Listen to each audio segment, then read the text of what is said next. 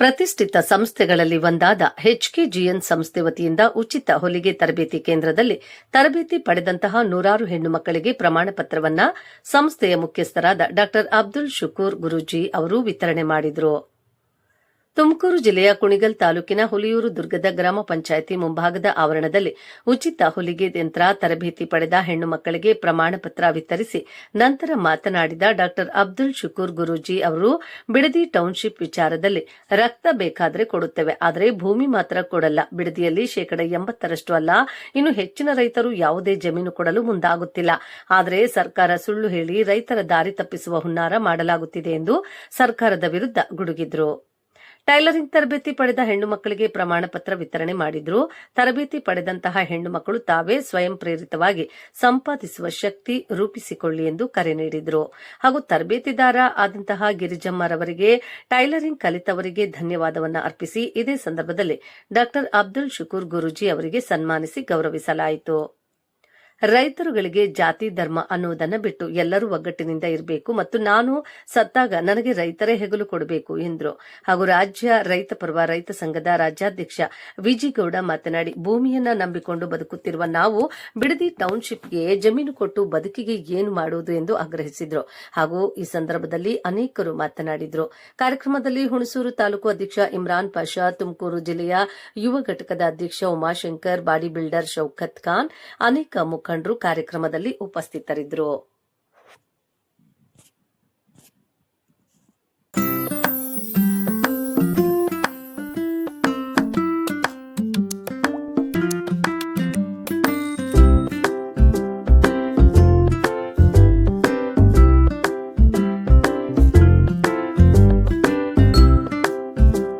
ಸೇವೆ ಮಾಡಿದ್ದೀನಿ, ನಾನು ಏನೇನು ಚೆಂದ ಮಾಡಿದ್ದೀನಿ, ಮಾಡ್ತಾ ಇಲ್ವೋ ಅಂತ ಗುರುತಿಸಿ ಲಾಸ್ಟಲ್ಲಿ 3ನೇ ದೊಡ್ಡ ಇನಾಮ ಸಿಕ್ಕಿದ್ದು ಅಂತ ಅಂದರೆ ಡಾಕ್ಟರ್ ಅವಾರ್ಡ್. ಇವತ್ತು ನಾನು ಇದೆಲ್ಲ ತೊಗೊಂಡು ಬಂದಿರೋದು ಯಾರಿಂದ ಗೊತ್ತಾ? ನಾನು ಇವತ್ತು ಒಂದು ಡಾಕ್ಟರ್ ಅವಾರ್ಡ್ ತೊಗೊಂಡು ಬಂದಿದ್ದೀನಿ. ಇಲ್ಲಿ ವೇದಿಕೆ ಮೇಲೆ ನಾನು ಕೂತ್ಕೊಂಡು ಮಾತಾಡ್ತಾ ಇದ್ದೀನಿ. ಇವರೆಲ್ಲ ಇವ್ರ ಮುಂದೆ ಎಲ್ಲ ಮಾತಾಡ್ತಾ ಇದ್ದೀನಿ ಅಂತ ಅಂದರೆ ಯಾರು ಕಾರಣ? ನೀವುಗಳೇ ಕಾರಣ. ನೀವೇ ನನ್ನ ಮನೆ ದೇವ್ರುಗಳೇ ನೀವು. ಯಾಕೆ ಹೇಳಿ? ನೀವೆಲ್ಲ ನನ್ನ ಹೆಸರು ಹೇಳೋದಕ್ಕೆ ಇವತ್ತು ನನಗೆ ಡಾಕ್ಟರ್ ಅವಾರ್ಡ್ ಸಿಕ್ಕಿದ್ದು. ರೈತ ಪರ್ವದಲ್ಲಿ ನನಗೆ ರೈತ ಪರ್ವ ರಾಜ್ಯಾಧ್ಯಕ್ಷ ಕರ್ನಾಟಕ ನನಗೆ ಸಿಕ್ಕಿದ್ದು. ನೋಡಿ, ಅವ್ರು ಸತ್ರೂ ಅವ್ರು ಬದುಕಿದಾರಂತ ಯಾವ ಥರ ಜನ ನೆನೆಸ್ಕೋತಾ ಇದ್ದಾರೆ, ಹೌದಲ್ವ? ಅದೇ ಥರ ನನ್ನ ಆಸೆ, ನನ್ನ ಗುರಿ ಅಷ್ಟೇ ಏನಂದರೆ, ಮಹಿಳೆಯವರೇ ಆಗಲಿ, ಹಾಸ್ಪಿಟ್ಲಿಗೆ ಆಗಲಿ, ಮದುವೆಗಳಿಗೆ ಆಗ್ಕೊಳ್ಳಿ, ಇಲ್ಲ ದೇವಸ್ಥಾನ ಲೆಕ್ಕಾಚಾರನಾಗಲಿ, ಯಾರೇ ಆಗ್ಕೊಳ್ಳಿ, ಅದಕ್ಕೆ ಸಹಾಯ ಮಾಡಬೇಕು. ಅದಕ್ಕೆ ಯಾವತ್ತೂ ನಾವು ಮುಂದೆ ಇರಬೇಕು ಅಂತ ನನ್ನ ಆಸೆ. ನಿಮ್ಮ ಆಶೀರ್ವಾದದಿಂದ ನನ್ನ ಜೀವ ಇರೋ ಗಂಟ, ನನ್ನ ತಲೆ ಇರೋ ಗಂಟ ನಾನು ಅದನ್ನು ಮಾಡ್ಕೊಂಡು ಹೋಗ್ತಾ ಇರ್ತೀನಿ. ಅದನ್ನು ಯಾವತ್ತೂ ನಾನು ತಪ್ಪಿಸೋದಿಲ್ಲ. ನಮ್ಮ ಮುನಿರಾಜವರು ಅಧ್ಯಕ್ಷರು ಅವರು ಹೇಳೋರೆ, ಮುಂದಕ್ಕೆ ಇನ್ನೊಂದು ಅಧ್ಯಕ್ಷರೇ ಕುಣಿಗಾಲಲ್ಲಿ ಇಲ್ಲ ಬಿಲ್ಲೂರು ಕ್ರಾಸಲ್ಲಿ ಮತ್ತು ಎಲ್ಲಾದರೂ ನೋಡಿ ಇನ್ನೂ ಮಹಿಳೆಯರ ಕಡೆ ಇದ್ದಾಗ ನಾವೆಲ್ಲ ಸೇರಿ ಮಾಡವ. ಯಾಕೆಂದರೆ ಕೆಲವು ಮಹಿಳೆಯರಿಗೆ ಒಳ್ಳೇದಾಗುತ್ತೆ. ಕ್ಲಾಸ್ ಕಲ್ತದೆ. ಯಾಕೆಂದ್ರೆ ಈಗಿನ ಕಾಲದಲ್ಲಿ ಯಜಮಾನರು 4 ಸಂಘದಲ್ಲಿ ಕುಣಿಸ್ಬಿಟ್ಟು ನಿಂತವ್ರಲ್ಲಿ, ಬನ್ನಿ ಮತ್ತೆ ಈ ಕಡೆ ಬರ್ತಾರೆ, ಕೇಳಿ ನೋಡಿ.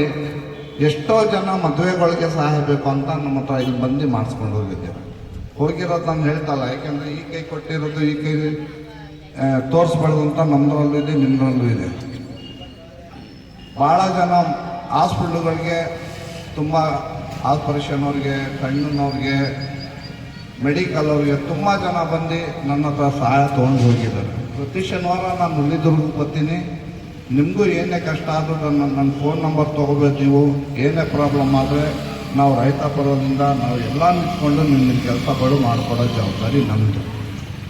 ಯಾರ್ದು? ನಮ್ಮ ಕೆಲಸ, ನಿಮ್ಮ ಕೆಲಸಗಳು ಏನೇ ಇರಲಿ, ಯಾವ ಕಚೇರಿ ಇರಲಿ, ಸ್ಟೇಷನ್ ಇರಲಿ, ಯಾವ ತಾಲೂಕು ಆಫೀಸಲ್ಲಿ ಏನೇ ಇದ್ಕೊಳ್ಳಿ, ಬೈಚಾನ್ಸ್ ನಿಮ್ಗೆ ಯಾವ ಥರ ಇದ್ದಾಗ ನಮ್ಮ ಕಾರ್ಡ್ ಇದೆ, ನಂಬರ್ ಇಟ್ಕೊಳ್ಳಿ, ಫೋನ್ ಮಾಡಿ. ನಾನು ಒಬ್ಬ ಅಲ್ಲ, ಇಡೀ ನಮ್ಮ ರೈತರುಗಳನ್ನು ನಿಮ್ಮ ಜೊತೆ ಇರ್ತಾರೆ. ಇವತ್ತು ನಿಮ್ಮ ಮಹಿಳೆಯರಿಗೆ ಹೇಳೋದೇನಂದ್ರೆ, ಒಂದು ರೈತರ ಸಂಘಟನೆ, ನೀವು ರೈತರ ಮಕ್ಕಳು ತಾನೇ, ಹೌದೇ? ಇಲ್ಲ, ರೈತರ ಮಕ್ಕಳು ಇಲ್ಲ. ರೈತರ ಮಕ್ಕಳು ನೀವು ಏನು ಮಾಡ್ಬೇಕಂದ್ರೆ ರೈತರ ಸಂಘಟನೆಯಲ್ಲಿರಬೇಕು. ರೈತರುಗಳು ಹೀರೋ ಆಗಿ, ರೈತರುಗಳಿಗೆ ಹೀರೋ ಆಗಿರ್ಬೇಕು ಹೊರತು ಬೇರೆಯವ್ರಿಗೆಲ್ಲ ಆಗಬೇಕಾಗಿರೋದು. ಏಕೆಂತಂದರೆ ಕಷ್ಟಪಟ್ಟು ಸಾಕ್ತಾ ಇರೋದು, ಕಷ್ಟಪಟ್ಟು ಕೊಡ್ತಾ ಇರೋದು, ಕಷ್ಟಪಟ್ಟು ಅನ್ನ ಬೆಳೆಸಿ, ಅಕ್ಕಿ ಬೆಳೆಸಿ, ಭತ್ತ ಬೆಳೆಸಿ, ಒಂದು ತರಕಾರಿ ಬೆಳೆಸಿ ಎಲ್ಲ ಕೊಡ್ತಾ ಇರೋದು ನಮ್ಗಳಿಗೆಲ್ಲ ನೀವು ರೈತರುಗಳು. ನೀವು ರೈತರುಗಳು ಇರಬೇಕು ಹೊರತು ಬೇರೆ ರಾಜಕಾರಣಿಗಳಲ್ಲಿ ಇರಬೇಕು. ಇದೇ ಏನೇ ನಿಮ್ಗಿಲ್ಲ ಅಂತ ಅದು ನಿಮ್ಮ ಪರ್ಸ್ನಲ್ ಅದು. ಓಟ್ ಬಂದಾಗ ಓಟ್ ಹಾಕಲೇಬೇಕಾಯ್ತದೆ ಅಂತ ತಿಳ್ಕೊಬೇಡಿ. ಇವತ್ತು ನಾನು ಇದಕ್ಕೆಲ್ಲ ಕಾರಣಗಳು ನಾನು ನಿಂತಿರೋದು ನಂದು. ನಾನು ಇವತ್ತು ನಿಂತಿದ್ದೀನಿ ದೊಡ್ಡ ಮನುಷ್ಯ ಆಗಿ ಅಂತ ಅಲ್ಲ, ನಾನು ಯಾವತ್ತೂ ನಾನು ದೊಡ್ಡ ಮನುಷ್ಯ ಅಂತಾನೆ ಅನ್ನಿಸ್ಕೊಂಡಿಲ್ಲ. ನಾನು ಬಡಸ್ತಾನದಿಂದ ಬಂದು ನಾನು ಅಂತಂಗೆ ಬಂದು ಈ ಲೆವೆಲ್ಗೆ ಬಂದಿರೋದು. ಅದಕ್ಕೋಸ್ಕರ ಬಡವ್ರು ಯಾವ ಹೆಣ್ಮಕ್ಳಾಗಲಿ ಗಂಡಸರಾಗಲಿ ಯಾರೇ ಆಗಲಿ ಬಡವರು ಅಂತಂದರೆ ನನಗೆ ತುಂಬ ಪ್ರಾಣ.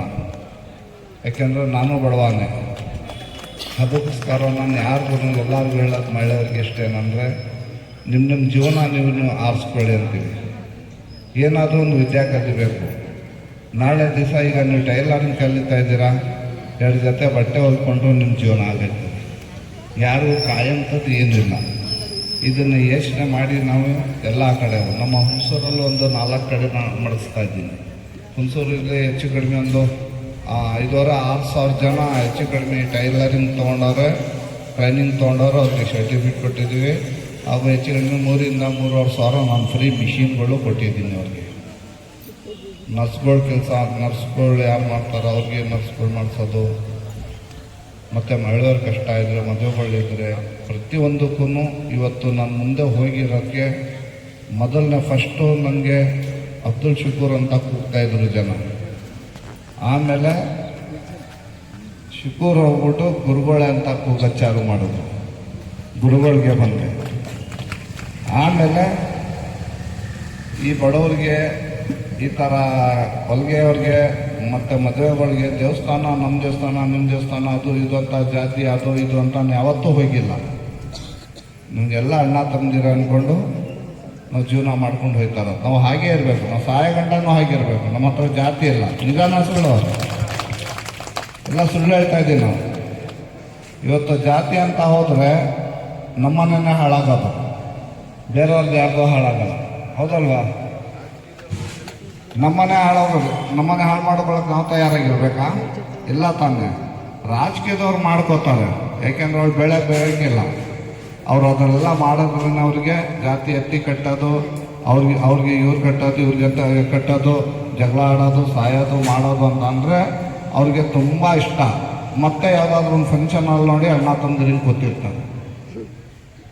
ತೊಗೊಂಡೋಗ್ಬಿಟ್ಟು ನಮಗೆ ಕಚಾಡಿ ಅಂತ ಮುಂದೆ ಬಿಡ್ಬಿಡ್ತಾರೆ. ಅವ್ರು ಹೋಗ್ಬಿಟ್ಟು ಪಾರ್ಟಿ ಅಲ್ಲಿ ಅವ್ರ ಅಣ್ಣ ತಮ್ಮದಿರಾಗಿ ಕೂತ್ಕೋತಾರೆ.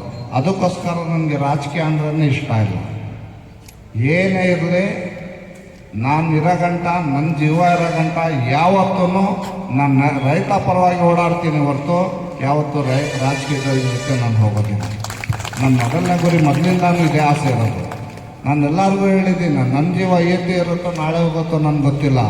ನಾನು ಸತ್ತ ಮೇಲೂ ರೈತರುಗಳು ಬಂದು ನನಗೆ ಹೆಗ್ಲು ಕೊಡಬೇಕು ಅಂತ ನಾನು ಎಲ್ಲರಿಗೂ ಹೇಳ್ತಾ ಇದ್ದೀನಿ. ಯಾಕೆ ಇವತ್ತು ನಮ್ಮ ರೈತರು ಇರೋದ್ರಿಂದ ಇವತ್ತು ನಾನು ಮೊದಲನೇಗೆ ಅಬ್ದುಲ್ ಶುಕೂರ್, ಆಮೇಲೆ ಗುರುಗಳು. ಅದು ಯಾರು ಕೊಟ್ಟಿದ್ದ ಹೆಸರು? ನಮ್ಮ ರೈತರುಗಳು ಕೊಟ್ಟಿದ್ದ ಹೆಸರು. ನಿಮಗೆ ಎಲ್ಲ ಅನ್ನ ಕೊಡ್ತಾರಲ್ಲ ಅನ್ನದಾತರು, ಅವರು ಅವ್ರ ಪ್ರೀತಿಯಿಂದ ಕೊಟ್ಟಿದ್ದ ಹೆಸರು ಅಂತಂದರೆ ನನಗೆ ಗುರುಗಳೇ ಅಂತ ಕೊಟ್ಟಿದ್ದು ಹೆಸರು. ಅದು ಮೂರನೇದಾಗೆ ನನಗೆ ಕೊಟ್ಟಿದ್ದು ಅಂತಂದರೆ ಗುರುತಿಸಿ ನಾನು ಏನೇನು ಸೇವೆ ಮಾಡಿದ್ದೀನಿ, ನಾನು ಏನೇನು ಚೆನ್ನಾಗಿ ಮಾಡಿದ್ದೀನಿ, ಮಾಡ್ತಾ ಇಲ್ವೋ ಅಂತ ಗುರುತಿಸಿ ಲಾಸ್ಟಲ್ಲಿ 3ನೇ ದೊಡ್ಡ ಇನಾಮ ಸಿಕ್ಕಿದ್ದು ಅಂತ ಅಂದರೆ ಡಾಕ್ಟರ್ ಅವಾರ್ಡ್. ಇವತ್ತು ನಾನು ಇದೆಲ್ಲ ತೊಗೊಂಡ್ಬಂದಿರೋದು ಯಾರಿಂದ ಗೊತ್ತಾ? ನಾನು ಇವತ್ತು ಒಂದು ಡಾಕ್ಟರೇಟ್ ಅವಾರ್ಡ್ ತೊಗೊಂಡು ಬಂದಿದ್ದೀನಿ. ಇಲ್ಲಿ ವೇದಿಕೆ ಮೇಲೆ ನಾನು ಕೂತ್ಕೊಂಡು ಮಾತಾಡ್ತಾ ಇದ್ದೀನಿ. ಇವ್ರ ಮುಂದೆ ಎಲ್ಲ ಮಾತಾಡ್ತಾ ಇದ್ದೀನಿ ಅಂತಂದರೆ ಯಾರು ಕಾರಣ? ನೀವುಗಳೇ ಕಾರಣ. ನೀವೇ ನನಗೆ ನನ್ನ ಮನೆ ದೇವ್ರುಗಳೇ ನೀವು. ಯಾಕೆ ಹೇಳಿ? ನೀವೆಲ್ಲ ನನ್ನ ಹೆಸರು ಹೇಳೋಕ್ಕೆ ಇವತ್ತು ನನಗೆ ಡಾಕ್ಟರೇಟ್ ಅವಾರ್ಡ್ ಸಿಕ್ಕಿದ್ದು. ರೈತ ಪರ್ವದಲ್ಲಿ ನನಗೆ ರೈತಪರ ರಾಜ್ಯಾಧ್ಯಕ್ಷರು ಕರ್ನಾಟಕ ನನಗೆ ಸಿಕ್ಕಿದ್ದು. ಇದೆಲ್ಲ ಭಾಗ್ಯ ಸಿಕ್ಕಿದ್ದು ಯಾರಿಂದ? ಎಲ್ಲ ಜನಗಳಿಂದಾನೇ ಸಿಕ್ಕಿರೋದು ಇದು. ಇವತ್ತು ನಮ್ಮ ಅರುಣ್ ಕುಮಾರ್ ಅವ್ರಿಗೆ ನಾನು ಅವಾಗ ಇದ್ದಾಗ ಅವರು ಏನೇನೋ ಹೇಳೋದು, ಅದು ಬೇಡ. ಅದೇ ನಾನು ಚಾಲೆಂಜ್ ಆಗಿ ನಮ್ಮ ವಿಜಯಗೌಡರಿಗೆ ತಗೊಂಡೆ. ವಿಜಯಗೌಡ್ರೆ, ನಮ್ಮ ರಾಜ್ಯಾಧ್ಯಕ್ಷರು ವಿಜಯಗೌಡರಿಗೆ ತಗೊಂಡ್ರೆ, ಆಮೇಲೆ ನಮ್ಮ ಉಮಾಶಂಕರ್ ಅವ್ರಿಗೆ ತಗೊಂಡು, ನಮ್ಮ ನೋಡಿ ರಾಜ್ಯಾಧ್ಯಕ್ಷರಿಗೆ ಒಂದು ಒಂದೇ ಮಾತು ಹೇಳಿದ್ದೆ ನಾನು. ಅವರು ಅರುಣ್ ಕುಮಾರ್ ಅವ್ರ ಜೊತೆ ಇರಬೇಕಾದ್ರೆ ನಾನು ಅವ್ರಿಗೆ ಹೇಳಿದ್ದೆ, ನೀವು ಅರುಣ್ ಕುಮಾರ್ ಅವ್ರ ಜೊತೆ ಸ್ವಲ್ಪ ದಿವಸ ಕೆಲಸ ಮಾಡಿ, ಆಮೇಲೆ ನೀವೇ ರಾಜ್ಯಾಧ್ಯಕ್ಷರು ಆಗ್ತೀರಾ ಅಂತ ಹೇಳಿದ್ದೆ. ಆದರೆ ಇಲ್ಲ, ಆಗಿದ್ದಾರಲ್ಲ, ಹೌದಲ್ವಾ? ಆಗಿದ್ದಾರೆ.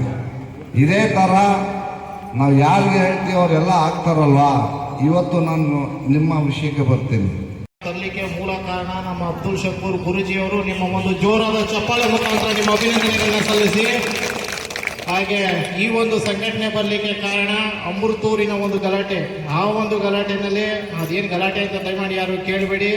ಆ ಗಲಾಟೆಗೆ ಅವತ್ತು ಒಂದು ಇದು ಅಂತ್ಯ ಆಡಬೇಕು ಅಂತೇಳಿ ಸುಮಾರು ಒಂದು 7 ಗಂಟೆ ನಾನು ಗುರುಗಳಿಗೆ ಫೋನ್ ಮಾಡ್ತೀನಿ, ಈ ಥರ ಒಂದು ಸಂಘಟನೆನ ನಾವು ಮಾಡಬೇಕು, ಈ ಥರ ತೊಂದರೆ ಇದೆ ಈ ಭಾಗದಲ್ಲಿ ರೈತರುಗಳಿಗೆ ಆಗ್ತಾ ಇರ್ತಕ್ಕಂಥ ಸಮಸ್ಯೆಗಳನ್ನ ಆಲಿಸುವಂಥವ್ರು ಕುಣಿಗಲ್ ತಾಲೂಕಿನಲ್ಲಿ ಯಾರೂ ಇಲ್ಲ ಅಂತೇಳಿ ನಾವು ಚರ್ಚೆ ಮಾಡಿದಾಗ ಗುರುಗಳು ಹೇಳ್ತಾರೆ, ಆಯಿತು ನಾವು ಕಾರ್ಯಕ್ರಮ ಮಾಡೋಣ, ಈ ಒಂದು ಜನಗಳ ರೂಪದಲ್ಲಿ ಅದನ್ನು ತರಬೇಕು ಅಂತೇಳಿ ಇದೇ ಒಂದು ಕಾರ್ಯಕ್ರಮಕ್ಕೆ ನಾವು ಚಾಲನೆ ನೀಡ್ತೀವಿ. ಕರ್ನಾಟಕ ರಾಜ್ಯ ರೈತ ಪರ್ವ ರೈತ ಸಂಘ ಅಂತಕ್ಕಂಥ ಒಂದು ಏನು ಕರ್ನಾಟಕ ರಾಜ್ಯ ರೈತ ಪರ್ವ ಇವತ್ತು ಹುಟ್ಕೋತು ಅನ್ನೋದಕ್ಕೆ ಮೂಲ ಕಾರಣ ನಮ್ಮ ಗುರುಗಳು.